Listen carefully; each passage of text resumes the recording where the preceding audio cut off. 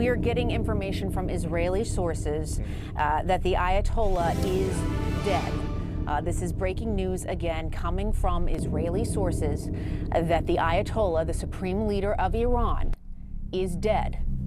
Again, we're going to go to Jeremy Diamond. Jeremy, the strikes coming this morning that were targeting senior leadership. That's what we knew. Targeting senior leadership there in Iran. And now we can say from Israeli sources that the Ayatollah of Iran, the supreme leader, is dead. What more are you learning there in Israel? That's right, Jessica. Two Israeli sources telling me and my colleague Tal Shalev that Israel has confirmed that the supreme leader of Iran, Ayatollah Ali Khamenei, has been killed as a result of those Israeli strikes that took place earlier today. One of these sources saying that Israel actually has photographic evidence of Khamenei showing his dead body.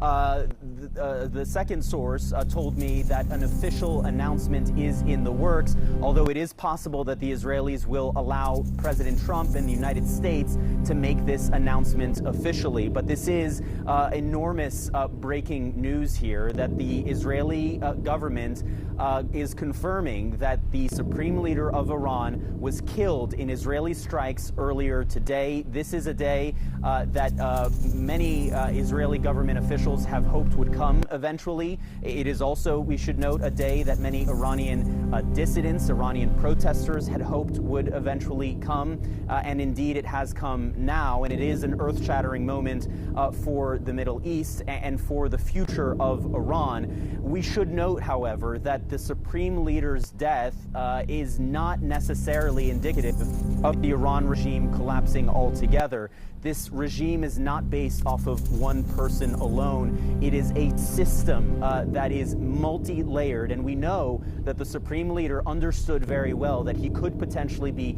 targeted for assassination should the United States and Israel choose to carry out massive strikes on Iran as they did today. And in recent weeks and months, he has been preparing for potential lines of succession should that actually take place. Now, we are still waiting, of course, for any confirmation from the United States as well as to the supreme leader having been killed. But two Israeli sources familiar with the matter telling us now that the supreme leader was killed in Israeli strikes today. One last note on this is that we have also been hearing about the division of labor between the United States and Israel as it pertains to these strikes. U.S. officials have been very clear that their strikes have been focused on military targets, and that the strikes targeting senior Iranian leaders, such as the supreme leader, were being conducted by Israel and not by the United States. Ultimately, that may very well be a distinction without a difference, given the high level of coordination between the United States and Israel in preparing and carrying out these strikes. But this is obviously an enormous moment in the Middle East, something that we anticipated could potentially be a target of any Israeli or U.S. strikes on Iran. And indeed, now not only a target, but confirmed by Israeli sources that the supreme leader of Iran is dead. Indeed, big news out of the Middle East, the potential to reshape so many dynamics there. But again, as Jeremy notes, not a straight line to regime change. This is a piece of it, but it is a big piece of it. This is enormous news. Jeremy, I want you to stand by because we have seen those missiles that have been coming to Israel throughout the day. So stay with us. I do want to bring Jim Sciutto back in. Jim, this is very big news. And again, Jeremy, it is, and so help people understand, contextualize for them that what this means, that Iran's supreme leader has been killed in these strikes by the U.S. and Israel. These strikes are now officially decapitation strikes, right? Strikes that were intended via Israeli military action, to be clear, to take out Iran's most senior leadership. And the man you see there, Ali Khamenei, is Iran's most senior leader with enormous, certainly political power in that country, but also religious authority in that country. The structure of Iranian government being that, yes, it has a president elected, but the supreme leader lies at the top of the government. And that is that man you see speaking there, which Israeli sources are now telling CNN was killed in these strikes. Again, to my point earlier, Jessica, prior to this morning, there'd been an enormous amount of speculation as to just how far the U.S. was willing to go, but Israel as well, if they were striking together.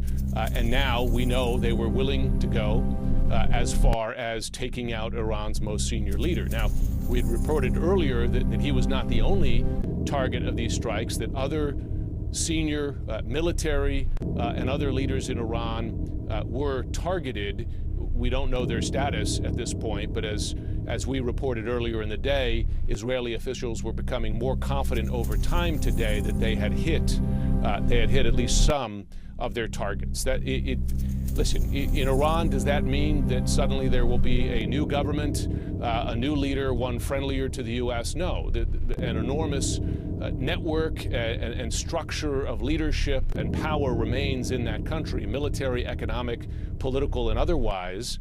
But to take out the supreme leader is a significant change. And of course, the question is, how far does that change go?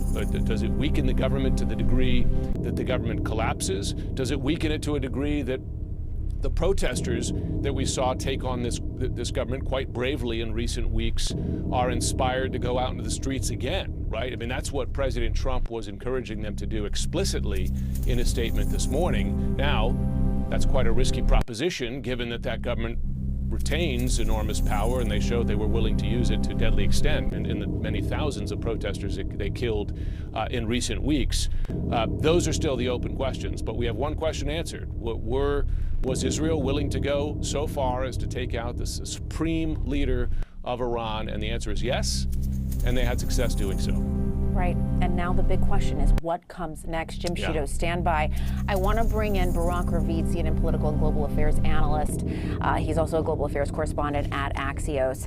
Barak, I know you spoke with President Trump earlier today.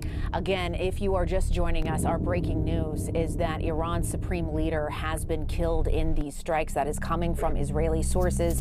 Barak, we're still waiting to hear from the president, from the U.S. government, but the Israeli sources confirming that. What more are you learning? What did the president tell you? So first, just about Khamenei, I think around 30, 40 minutes ago, the Israeli ambassador to Washington, Yechiel Leiter, updated several U.S. officials and members of Congress that Israeli intelligence shows that Khamenei has been killed and his body was taken out of the rubble in the compound in Tehran that was attacked. I spoke to President Trump a little bit before 1 p.m. While he was in Mar-a-Lago.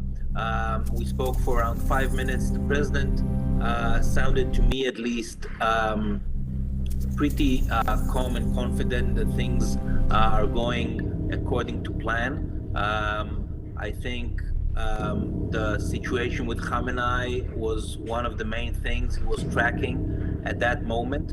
And what was interesting in what he told me is that I asked him, how long is this going to continue? And he said, I have several off-ramps. I can go long and take the whole thing, meaning take over Iran, something that, I don't think that's something that is seriously being considered. That's quite a statement, yeah. Yeah.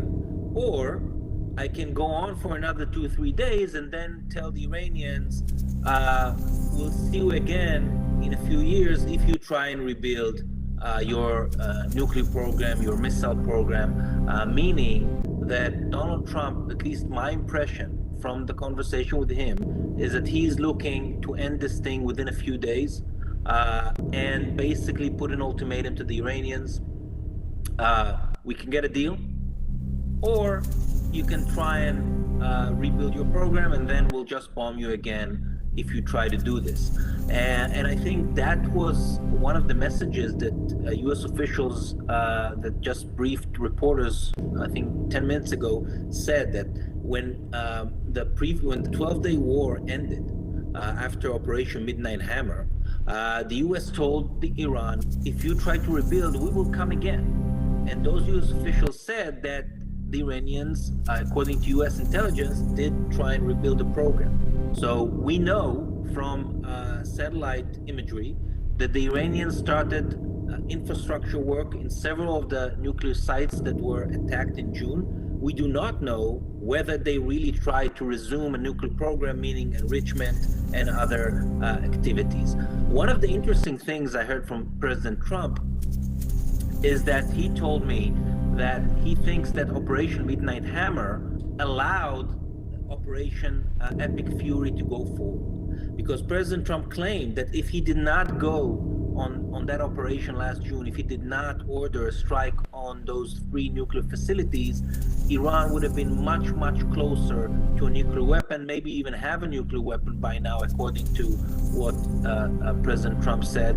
And that would make the current operation much harder, maybe even impossible.